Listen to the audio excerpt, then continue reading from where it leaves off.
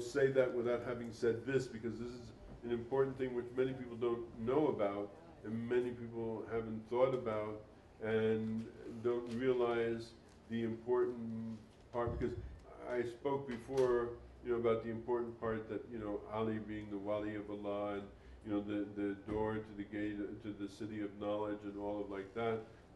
But I had shortchanged you in a certain way, because I hadn't talked really about the contribution of Fatimah to the Sufi teaching, and the alayha salaam.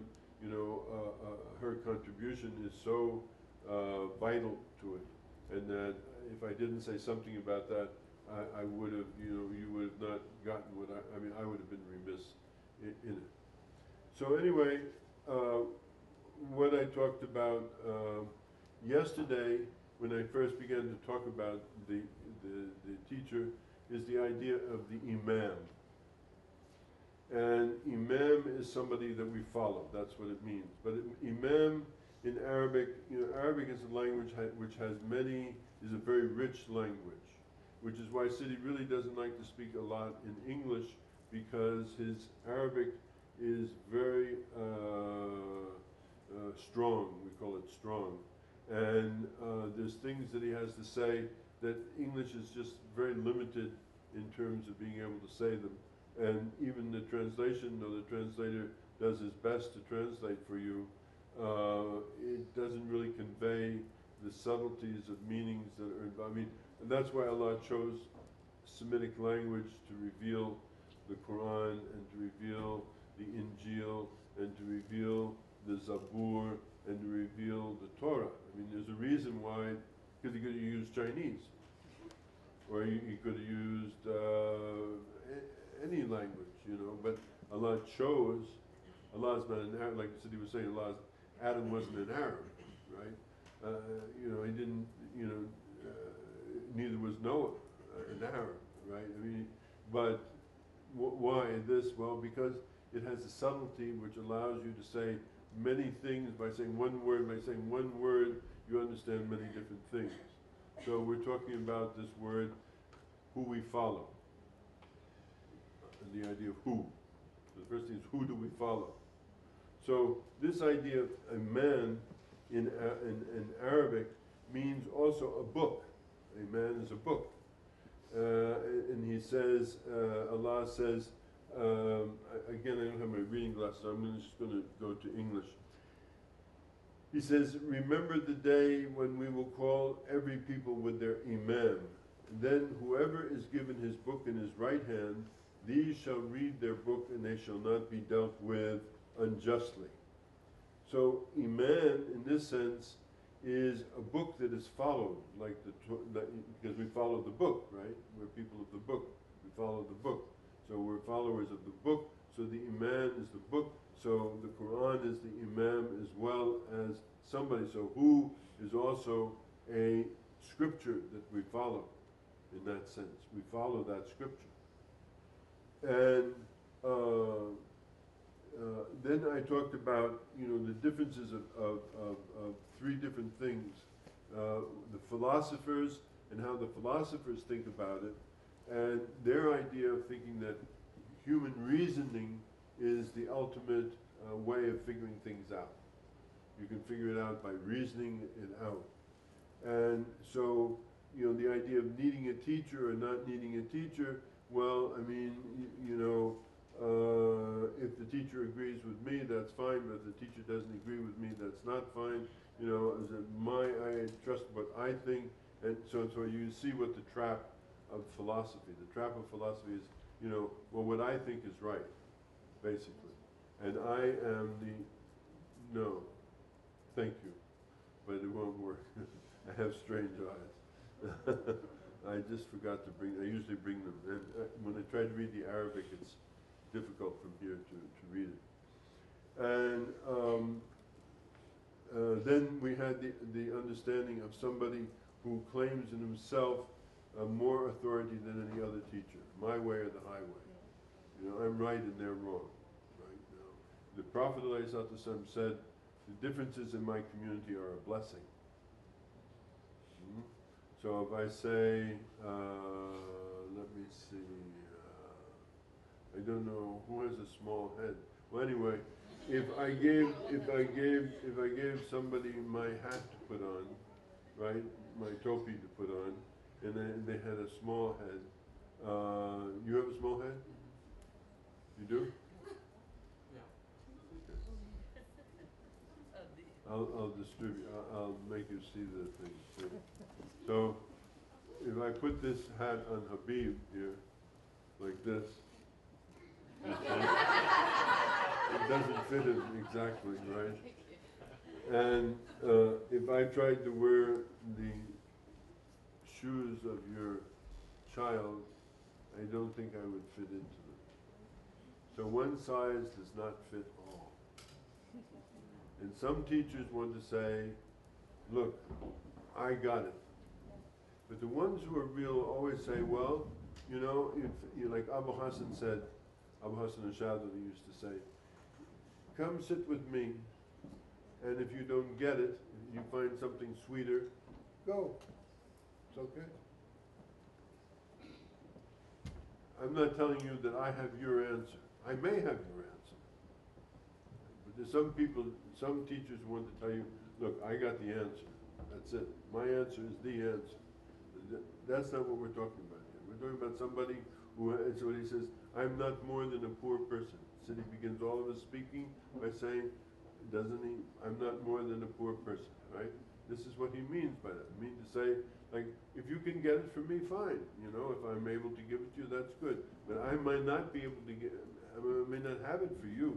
Maybe somebody else has it for you. Well, there is somebody else. There are lots of other people. There are lots of other teachers. And you may find it, like as I say, one size does not fit all. So that you, when you're looking at a teacher, you have to have a teacher who understands that innately, and when they're talking to you, they have that in mind. So like, well, you know, this is the answer, you know, and until you reach the point of making the commitment, then you've made the commitment, that's another story. But before you've made the commitment, they're perfectly willing to say, well, you know, maybe I've got it for you, or maybe I don't have it for you.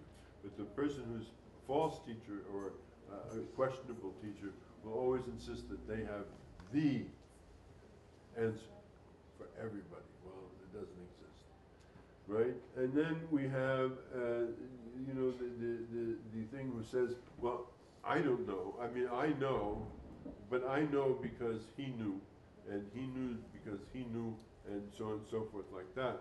And you find this both in Sunniism and in Shiism. In Shiism, you will find it like, well, the Imam knows, like this. But in Sunniism, you find they use the quote of the Prophet ﷺ, the hadith of the Prophet ﷺ says, my community will never disagree, will never agree with something that is wrong. So that's to say that my community is infallible. It's like to say the Imam is infallible. She will tell you, the Imam is masoom. The Imam doesn't make mistakes. It's like the Roman Catholics who say the Pope is infallible, right? So the Sunnis say the community is infallible because the community is incapable of agreeing on something that's wrong. So in all cases you have this idea of infallibility, that there's some kind of infallible authority which will give you the answer. This you have to be on your guard for. So the way that we really enter into all of this is through the understanding of the Shahada. The Prophet ﷺ says, "Men qala la ilaha illallah dakhala jannah." Whoever says la ilaha illallah enters into the thing. Not la ilaha. When he said that, and somebody, whoa, he said, anybody says la ilaha illallah is going to go to the Jannah, and this guy was running around saying that, and Umar grabbed him by the back of the neck, and he said, what did you say? He said, men call la ilaha illallah dakhala Jannah. He said, no. He says, he takes him by the back of the neck, and he takes him in front of the Prophet. He said, you know what this guy is saying? He's saying, men call la ilaha illallah dakhala Jannah. He's supposed to say, la ilaha illallah Muhammad Rasulullah. You know, he says, no. He said, I said that. Man qala la ilaha illallah, dakhala al-jannah. So the door, the door to the Jannah is the realization of the oneness of Allah subhanahu wa ta'ala. Man qala la ilaha illallah, dakhala al-jannah. So for those on the path of truth, their imam is a prophet, and for those on the path of misguidance, their imam is a shaitan. They mean to say that if you find a false teacher, he's a teacher, but he's a shaitan. You follow him, but he's a shaitan. He take you, like they say, there are people who are selling cruises on ships that don't exist.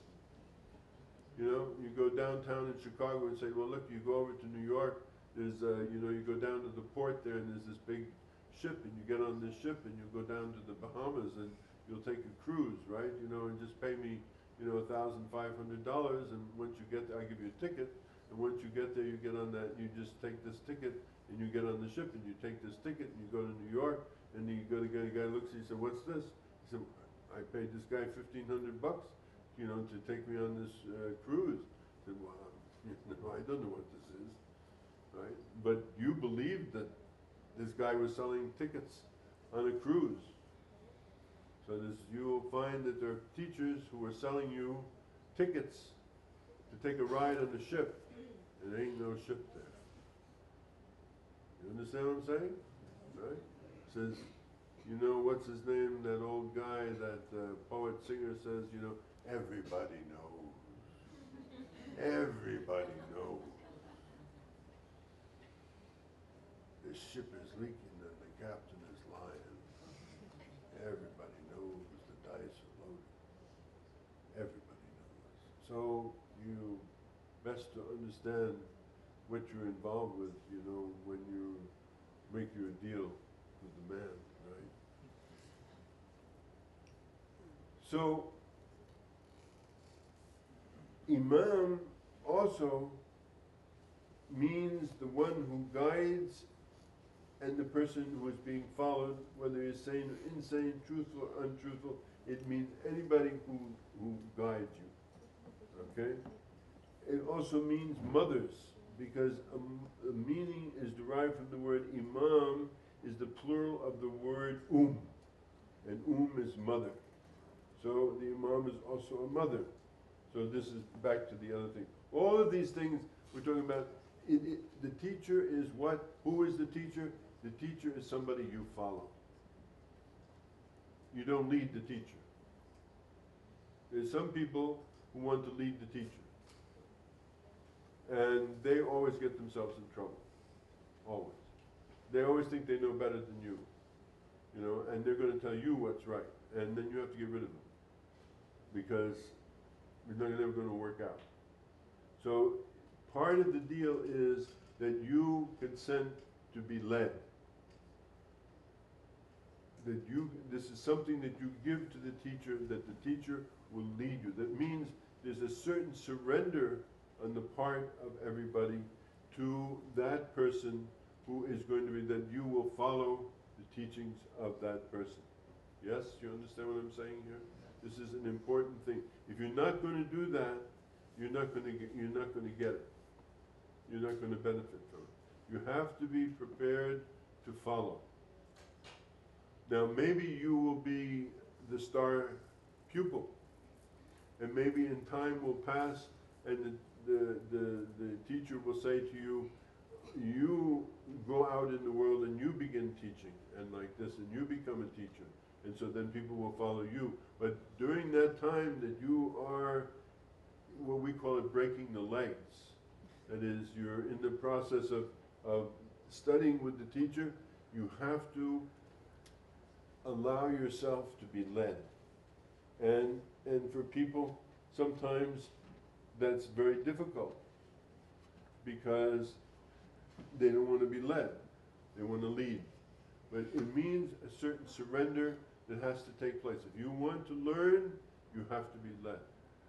It means if you want to learn, you have to give up something inside of yourself to this person that they will lead you. And as I say, sometimes it's a shaitan. So you have to be very careful in what you're doing. That's why it's not something you jump into quickly, because you can get yourself in trouble. That's why he says, those who make the bay'ah, you know, that this is a very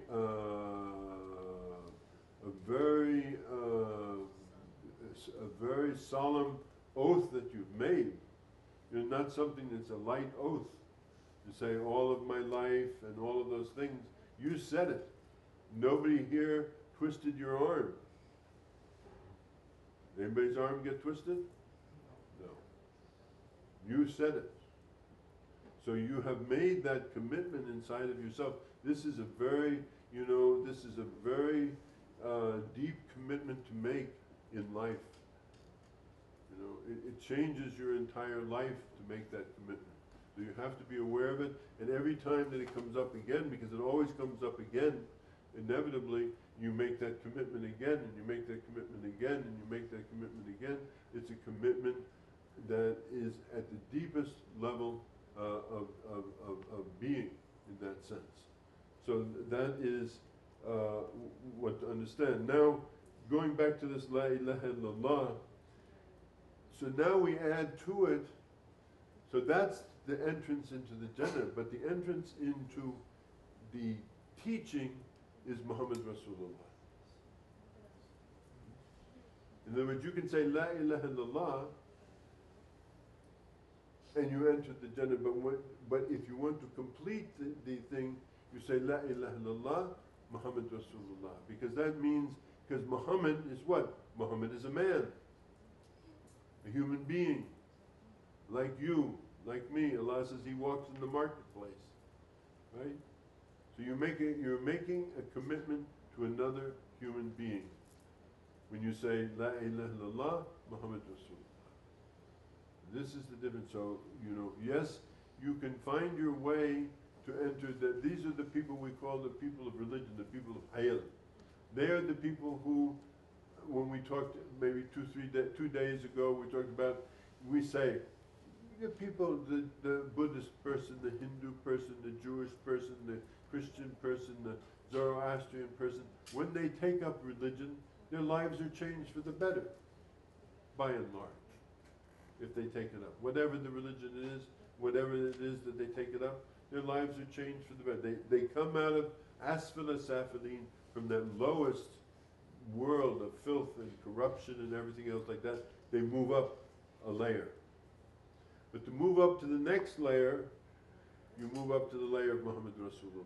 That is, that you have made not only that commitment to change your life by living a good life and being a good human being, but you have entered into a relationship where you're taking guidance, as it were, that you've surrendered yourself not only to Allah, that's the step up out of the pits, right?